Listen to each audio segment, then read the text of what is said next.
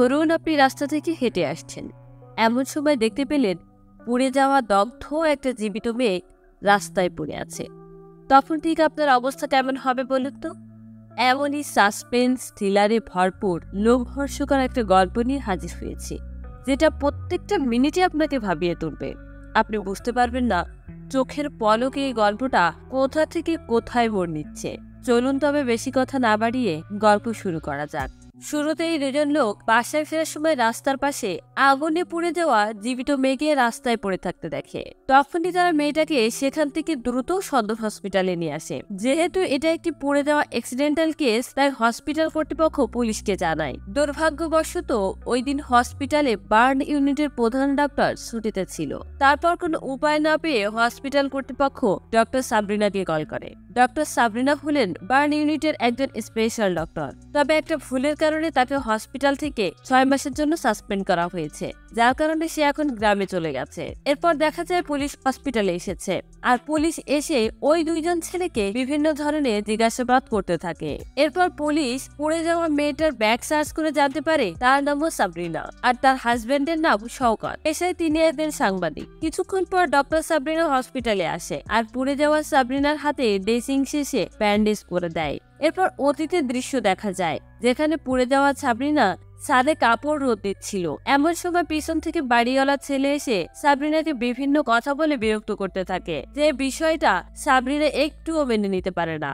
এরপরই শওকত সাবরিনাকে খুঁজতে খুঁজতে ছাদে আসে, আর তাকে একা একা দাঁড়িয়ে থাকতে দেখে অনেক রাগারাগি করে। সাবরিনা ছোট্ট একটা মেয়ে আছে, যার নাম বৃষ্টি। আবার বর্তমানে দেখা যায় হসপিটাল থেকে কেউ একজন চাদর মুড়ি দিয়ে লুকিয়ে সাবরিনাকে দেখতে এসেছে। তবে ডক্টর তাকে দেখে ফেলায় সে দ্রুত হসপিটাল থেকে পালিয়ে যায়। এরপর সাবরিনা এই পেশেন্টের ব্যাপারে ডক্টরের সঙ্গে কথা বলে। পুলিশ ওই দুইজন ছেলেকে হসপিটালেই থেকে যেতে বলে। অন্যদিকে বাড়িওয়ালা আর তার ছেলেকে দেখা যায়।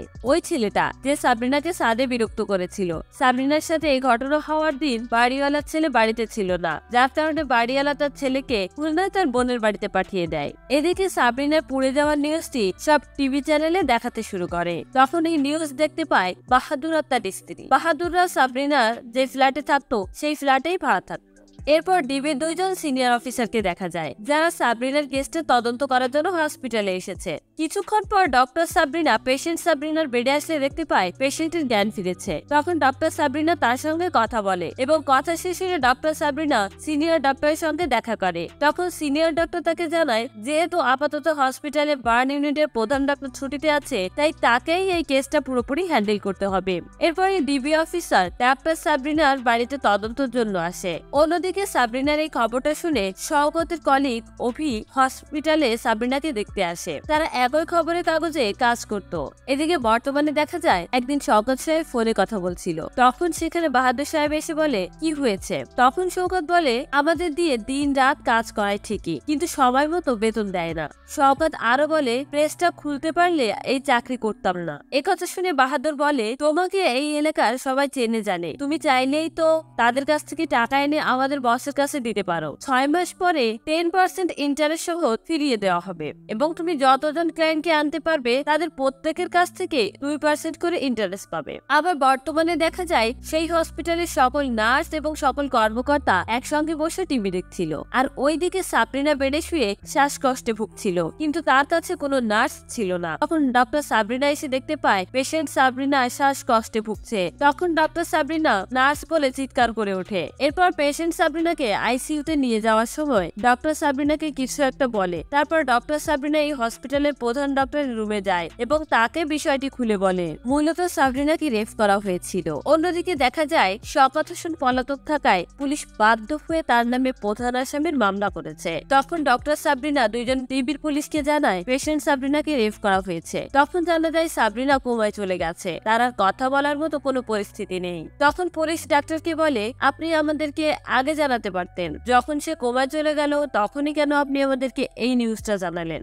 এরপর ডিবি অফিসার একজন অফিসারকে ডক্টর সাবরিনার উপর নজর রাখতে বলে। মূলত পুলিশ সাবরিনাকে এখন সন্দেহ করছে। এরপর পুলিশ ডক্টর সাবরিনার ব্যাপারে অনেক খোঁজ খবর নিতে শুরু করে। পুলিশ একজন নার্সকে জিজ্ঞাসা করে, সাবরিনাকে আইসিইউতে নেওয়ার সময় সে কি ডক্টরকে কিছু বলেছিল? নার্স বলে, তেমন কিছু মনে পড়ছে না, তবে দেখেছিলাম সাবরিনা তখন শ্বাসকষ্ট হচ্ছিল। সাবরিনা তাকে একটু বেশি কেয়ার করতো, সব সবসময় তার খোঁজ খবর নিত, এই হাতেই ওষুধ খাইয়ে দিত।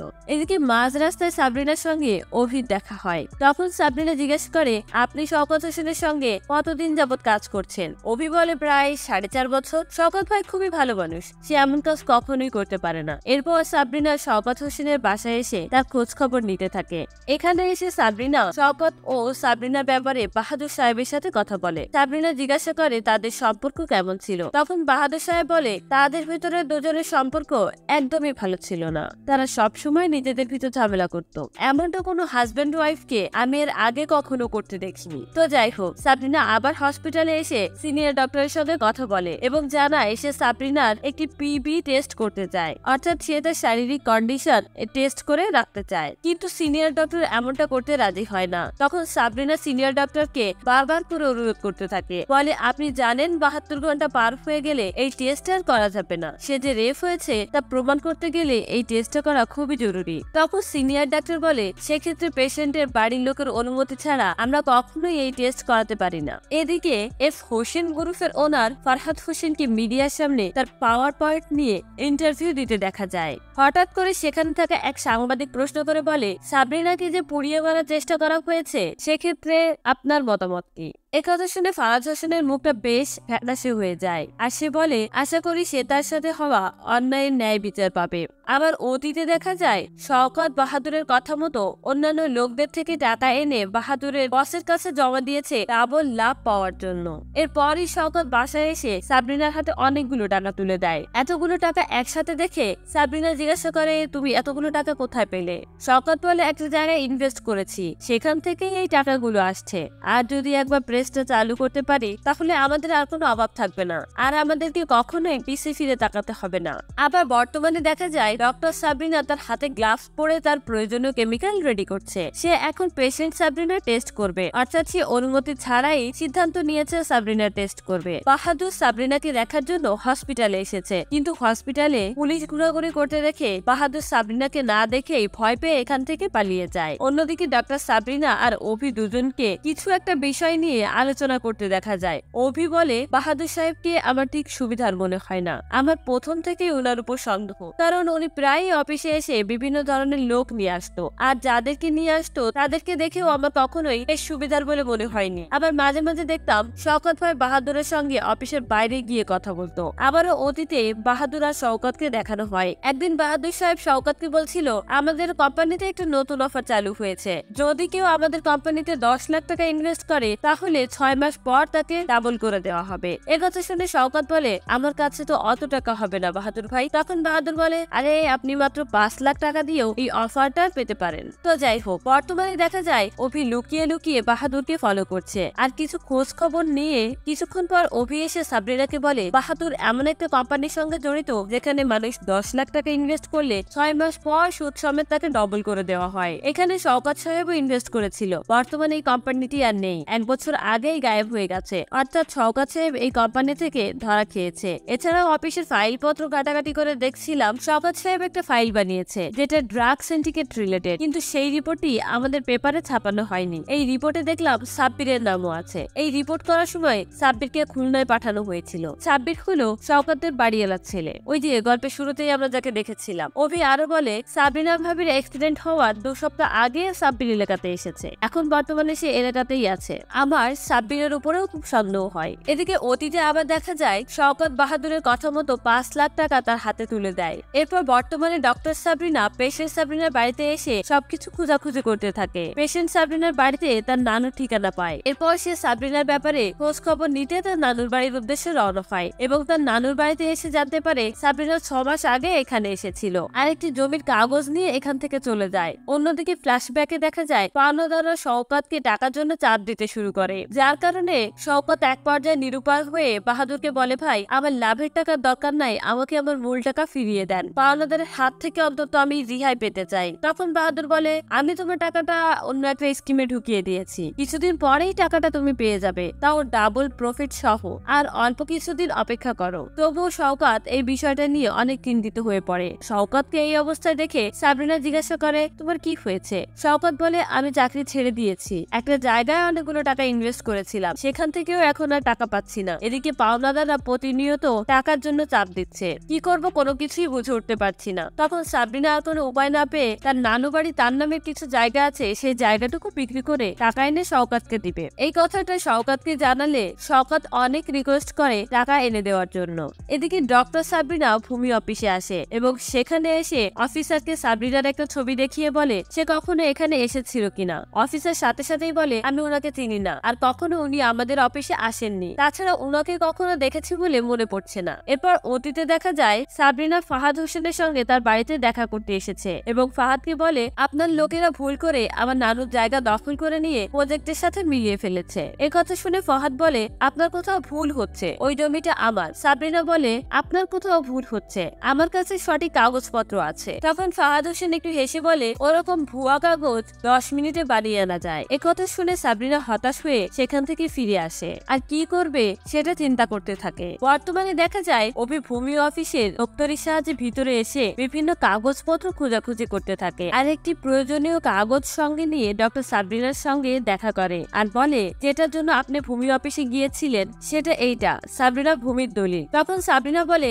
আমি সবাইকে সাবরিনার ছবি দেখিয়ে জিজ্ঞাসা করলাম কেউ চিনে কিনা, কিন্তু কেউই তাকে চিনতে পারলো না। অভি বলে ওরা সবাই মিথ্যে কথা বলেছে, ওরা কেউই চায় না এই বিষয়টা সবার সামনে আসুক। মূলত এই অভি সাবরিনাকে ন্যায় বিচার পাওয়ানোর জন্য সাহায্য করতে যাচ্ছিল। সিন আবার বর্তমানে আসলে দেখা যায় শওকত সাবরিনার নানু বাড়িতে যায় এবং সেখানকার মানুষের কাছে জিজ্ঞাসা করে এফ হোসেন গ্রুপের পাওয়ার পয়েন্ট সম্পর্কে। তখন সে তাদের কাছ থেকে জানতে পারে যে জরিপের কথা বলে তাদের কাছ থেকে সই করিয়ে নিয়েছে এবং যারা শিক্ষিত নয় তাদের থেকে টিপসই নিয়ে নিয়েছে। সৈকত বুঝতে পারে তাদের সঙ্গে জোর জবরদস্তি করা হয়েছে, তাদের সঙ্গে অন্যায় করা হয়েছে। এরপর শওকত অফিসে গিয়ে অভিকে বলে আমি তোমার ল্যাপটপটা একটু ব্যবহার করব, সার্ভার থেকে একটা ফাইল নামাতে হবে। তারপর তার পেন ড্রাইভে সব ফাইলগুলো কপি করে নেয়। এরপর দেখা যায় শওকত ফাহাদ হোসেনের সাথে দেখা করে আর বলে আপনারা অন্যায়ভাবে আমাদের জমি দখল করেছেন, আপনারা এমন আরো 500 পরিবারকে ঠকিয়েছেন। আপনার এই জাল দলিল আর 2 নম্বরের কাজের কথা যদি আমি পেপারে ছাপাই তাহলে কি হবে বুঝতে পারছেন, আপনারা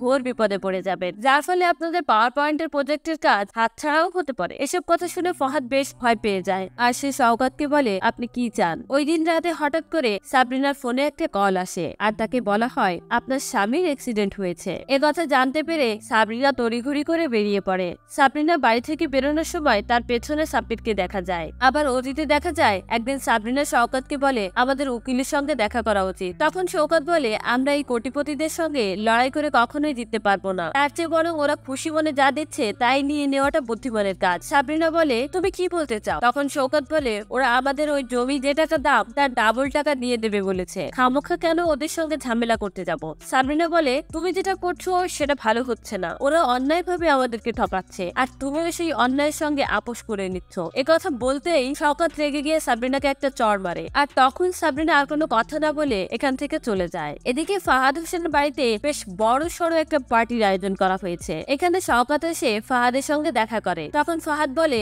আপনি আবার এখানে কেন এসেছেন? আপনাকে তো বলেছি আপনি আপনার কাছে যা প্রমাণ আছে সবকিছু আমার কাছে জমা দিয়ে দেন, সময় মতো আপনি আপনার টাকা পেয়ে যাবেন। তখনই শওকত বলে আমার কোনো টাকার দরকার নেই, আমি আমার জমি চাই। মূলত শওকত নিজের ভুল বুঝতে পারে। সাবরিনা যেমন অন্যায়কে আপোষ করছিল না তেমন শওকতও এখন আর অন্যায়ের সঙ্গে আপোষ করতে চায় না। এই বিষয় নিয়ে তাদের দুজনকার ভিতর অনেক তর্কাতর্কি হয় আর কিছুক্ষণ পর শওকত বাড়িতে আসলে বাড়িতে ঢুকতেই দারোয়ান তাকে দেখে বলে ভাই আপনাদের কি অ্যাক্সিডেন্ট হয়েছে? সে কথা বলেই একটু আগে ভাবে পাগলের মতো দৌড়ে 4 রাস্তার মোড়ে গেছে। তখন শওকতও আর কোনো কথা না বলে ওই দিকে দৌড়ে যায়। বর্তমানে ডক্টর সাবরিনা তার বাড়িতে আসে। মূলত ডক্টর সাবরিনার বড় বোনকে রেপ করা হয়েছিল। তখন সাবরিনা অনেক ছোট আর তার বড় বোনকে কেউ সাপোর্ট করার মতো ছিল না বলে সে নিরুপায় পেয়ে সুইসাইড করেছিল। আর যার পর থেকেই ডক্টর সাবরিনা অনেক চুপচাপ হয়ে যায়। মূলত এজন্যই সে সাবরিনাকে সাহায্য করছিল যাতে আর কোনো অসহায় মেয়ে এইভাবে না মরতে হয়, অন্যায়ের ন্যায় বিচার পায়। পরের দিন সকালবেলা সাবরিনার ফোনে একটা কল আসে। ফোন রিসিভ করতেই ওপাশ থেকে সাবরিনাকে বলে আপনি কি ডক্টর সাবরিনা বলছেন? তখন সাবরিনা বলে আপনি কে বলছেন? তখন শওকত ওপাশ থেকে বলে ওঠে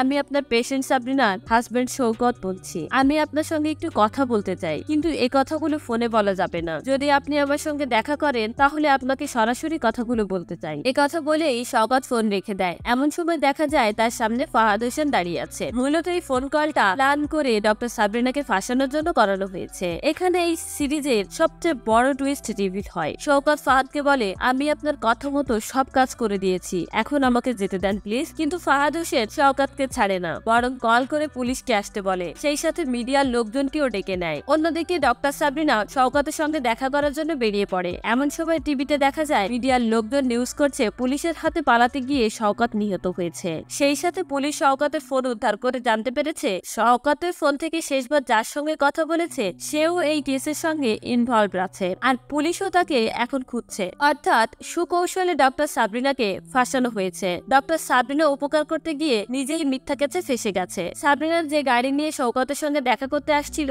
হঠাৎ করে গাড়িটা মাঝ রাস্তায় নষ্ট হয়ে যায়, আর এই জায়গাতে ফোনে নেটওয়ার্ক পাচ্ছিল না, যার কারণে সে শওকতের সঙ্গে ফোন করে কোনো প্রকার যোগাযোগ করতে পারছিল না। আর এই অবস্থাতে এই সিরিজটা এখানেই শেষ হয়। এই গল্পের শেষে অনেকগুলো প্রশ্ন মাথায় ঘুরপাক খাচ্ছে। সেদিন সাবরিনাকে কে পুড়িয়েছিল? ওই দিন রাতে তার সঙ্গে ঠিক কি হয়েছিল? শওকত কি ফাহাদের হাত থেকে মুক্তি পাবে? আর শেষমেশ ডক্টর সাবরিনার কি উপায় হবে? এসব কিছু জানতে হলে অবশ্যই পরের পর্বটা দেখতে হবে। আপনাকে জানিয়ে রাখি, পরের পর্ব এখনো রিলিজ হয়নি, খুব দ্রুতই রিলিজ হবে। আর রিলিজ হওয়ার সাথে সাথে আমি এই সিরিজের এক্সপ্লেন নিয়ে আবার আপনাদের মাঝে হাজির হব। আর আজকের গল্পটা আপনাদের কাছে কেমন লেগেছে তা অবশ্যই কমেন্টস করে জানাবেন। দেখা হচ্ছে পরবর্তী ভিডিওতে। সে পর্যন্ত ভালো থাকবেন। আল্লাহ হাফেজ।